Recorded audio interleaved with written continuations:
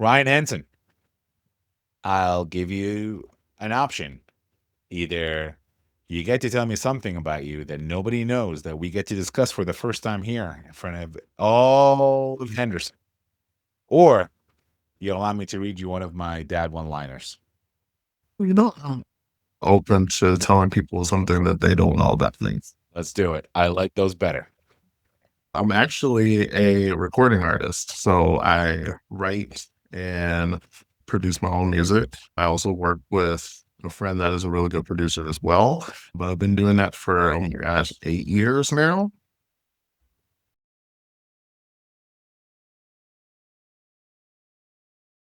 Wow. So we're in the company of a celebrity here, a local celebrity. Do you play locally? And what kind of music do I love R&B music, jazz. Really just depends on what mood I'm in. Some days I might be country. It just depends. But I just love music. It's been a part of my life since I was little, so I've always just enjoyed it.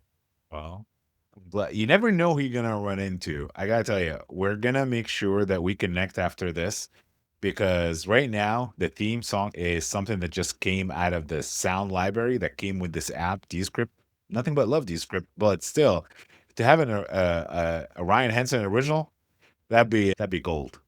I'm always for it.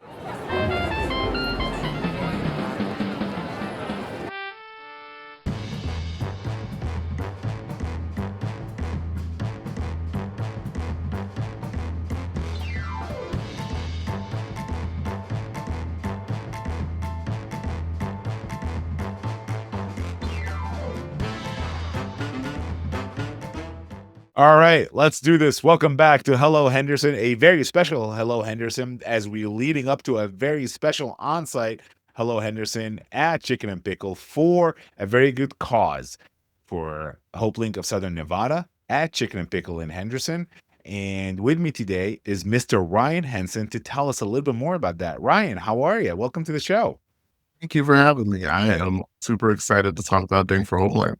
Right, but before we do that, let's get to know Ryan a little bit. Now, we already heard in the cold open that you're a musician, but tell us a little bit more about how did Ryan Henson get to where he is today, and who are you with HopeLink of Southern Nevada? I serve with HopeLink as the Chief Development Officer. I oversee our marketing, our community engagement, and our fundraising. My origin story starts here in Las Vegas. I'm born and raised. I went here for elementary, middle, high school, and I went to UNLV, so I'm a UNLV Rebel. My career didn't start in the nonprofit sector. I actually was on the track to be a college professor and actually made it to that point. I was an adjunct faculty member for a couple years. Um, but honestly, life just kind of pushed me into the nonprofit world. Around COVID time, I was actually working in real estate.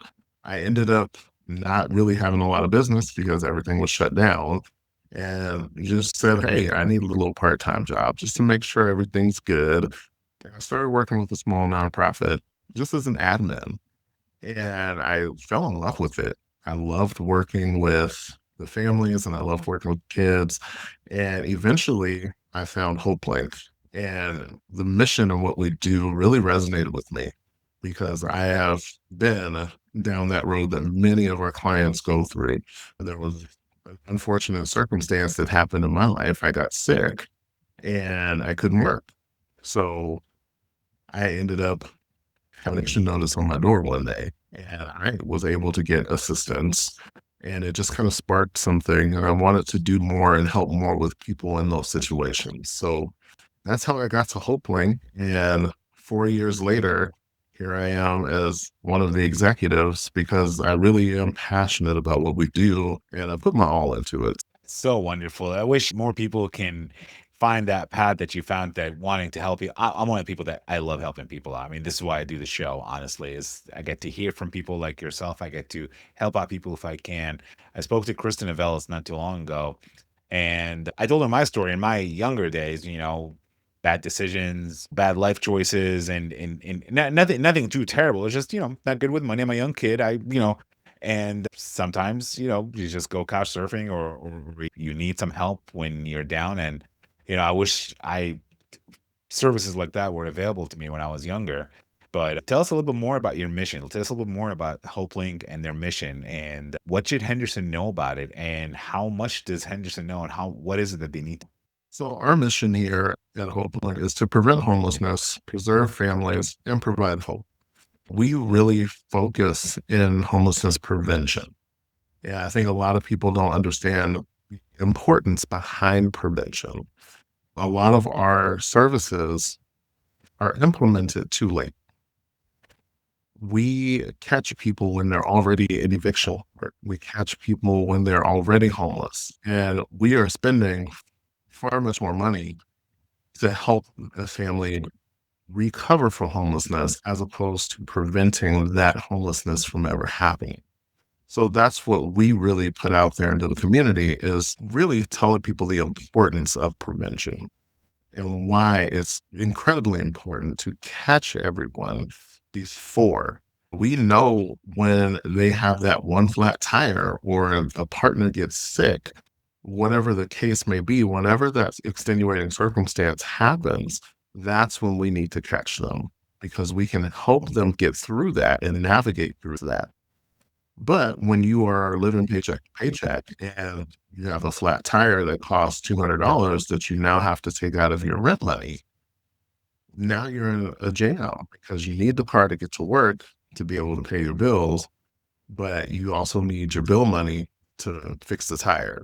So these are the individuals that we encounter every single day. And we see this over and over again, which is why we really are pushing the importance of intervening early. I've been there. I know exactly that feeling, and I'm gonna be completely transparent and raw here.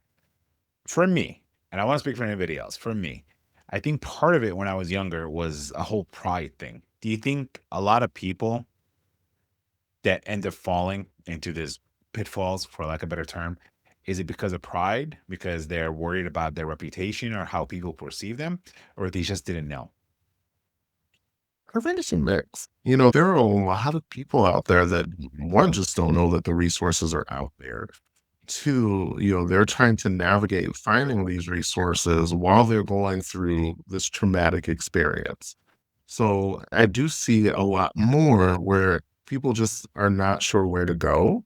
And sometimes they have to go through 5 or 6 different doors and be told, no, we don't do that 5 or 6 different times before they get to someone like us. And we can actually help them navigate through the process. Oh, yeah. Kristen said something to me, and I wonder if you can elaborate on this a little bit. And that is, it's cheaper, easier, quicker to help prevent than to fix after the fact. Is that correct? It on average, it costs anywhere from $4,000 to $5,000 to catch that family, sustain them, help them get back on their feet where they never face homelessness. Versus when we let someone fall into homelessness, that $4,000 to $5,000 now becomes a little over $93,000 when you look at all of the emergency services, all the things that they now will potentially utilize, from jails to hospitals, things of that nature, when they're looking for shelter and they're looking for stability and they're trying to survive.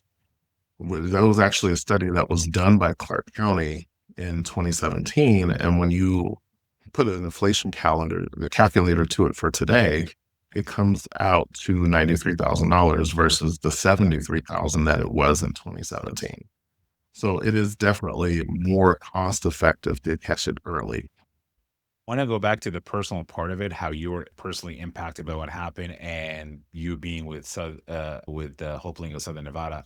Just the bug caught you, and you wanted to give back more to the community.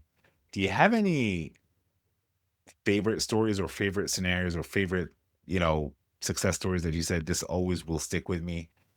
This is something that I know is going to stick with me. Or was there a turning point that you want to tell us about, like a story that was a turning point for you? So I honestly have had a lot of clients that I was, before I got into this role, I actually was working in career services for a career link program. And there was actually a client that I worked with. She was one of my first clients that I started helping. And she had just lost her husband. And she had a child in college and one at home. And she had been looking for work for 6 or 7 months.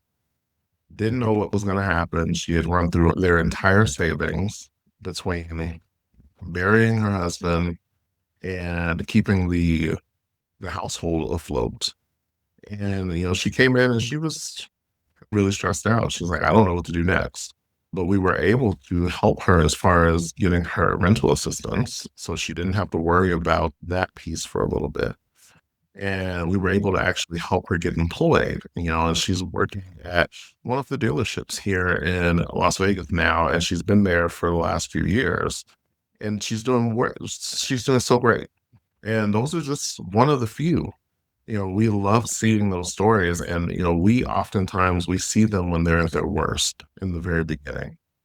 And just to see them stick it out, uh, trust the process, and let us help them navigate through it, it's the most rewarding thing in the My wife is actually going through the concept training program to volunteer her time to be an advocate for children that are in need of advocacy that come from broken homes or from in foster care or whatnot. And she comes and tells me some of the stories as she's preparing. And as an empath myself, I consider myself to be a huge empath, is that I start feeling some of the stories. Are you ever impacted by some of those stories, and how do you help navigate through those hard times? Because that's got to be challenging. very challenging. I am 100,000% an empath. So I pick up everyone's emotions and what they're going through, and they become mine.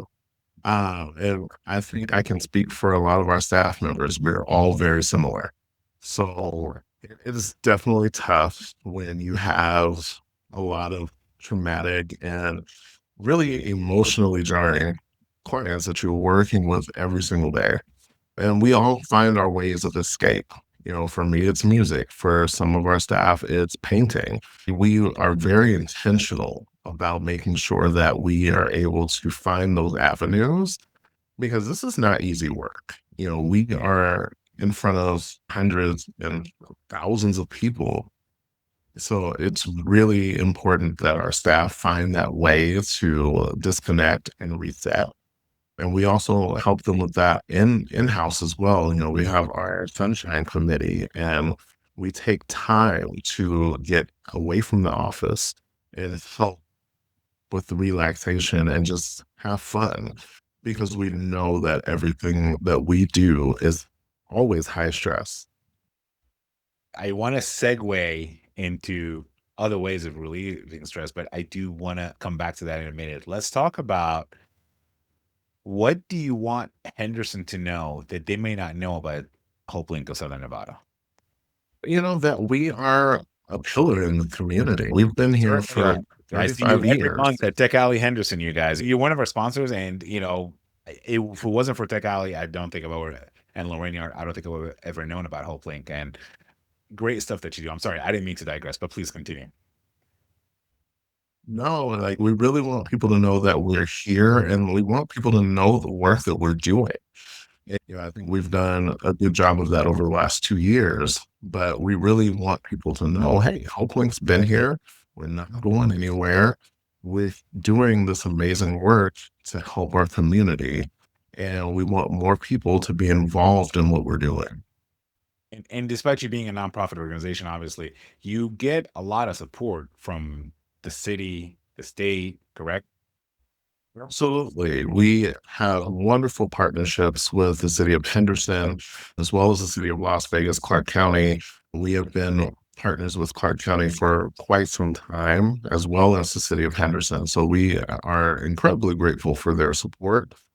Uh, And also, the one thing again that I want to touch on, I mean, I'm familiar with HopeLink of Southern Nevada. I know what you guys do. You do more than just homeless prevention and home placement. You do other services too, like education, right? And I don't want to say job placement, but you help folks with looking for jobs, correct? So we have a slew of different supportive services. We're able to help with job placement. We have a career link program that is specifically designed for that. When we have two employment specialists that help get them placed. And we also have, I think, about 50 employer partners across the city that work directly with us. So we have a slew of different services, everything from getting their birth certificates to helping them navigate through Social Security and that process. We have a great team of case managers that help with all of these things. So now going back to letting off, a little bit of steam. I'd imagine you said you play music, others go painting, and imagine playing pickleball is one way to let off some steam, isn't it?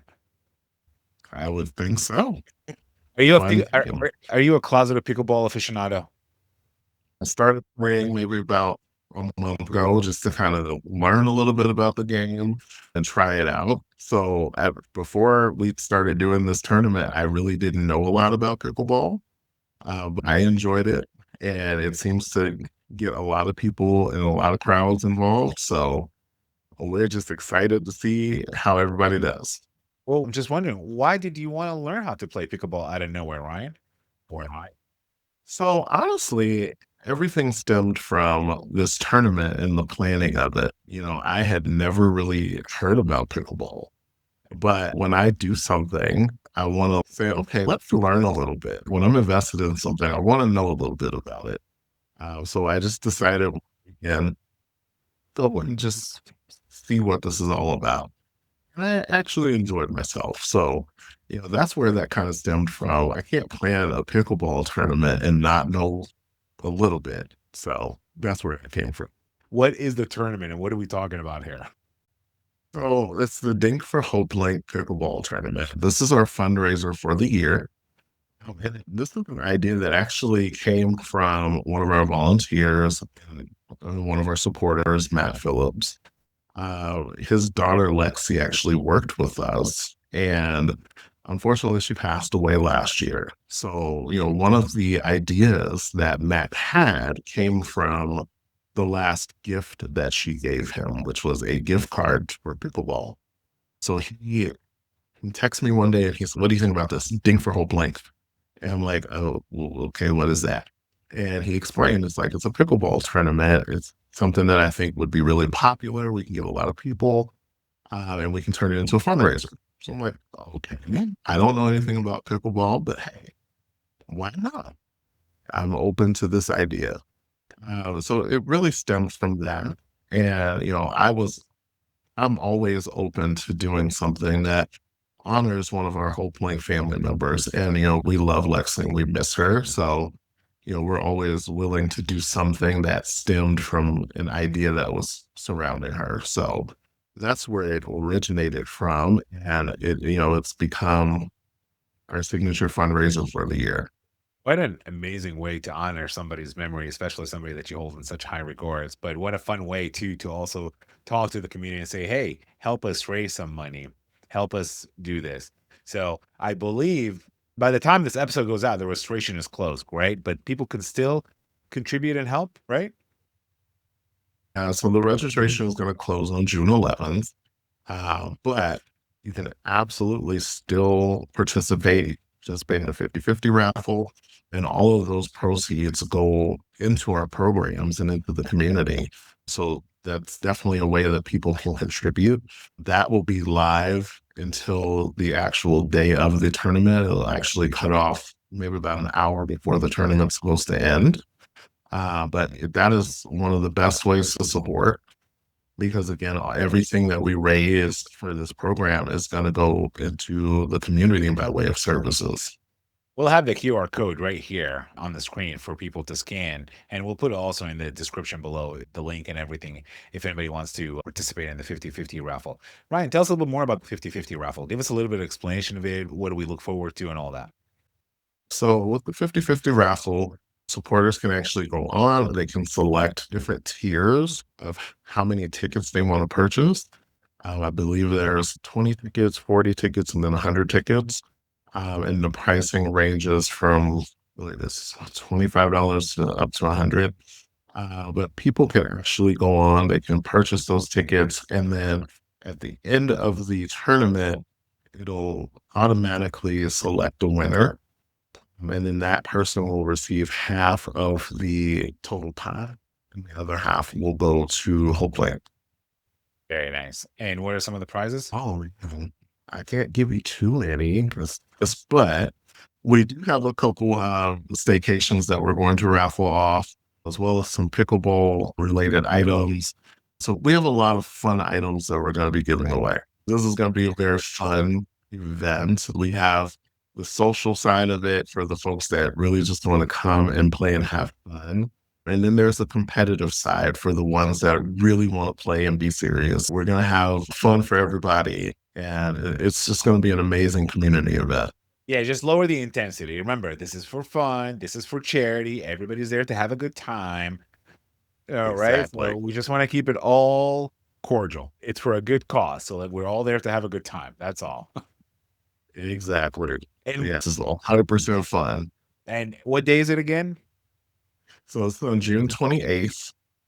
Check-in for registration starts at 1:30, and we'll be there until 5.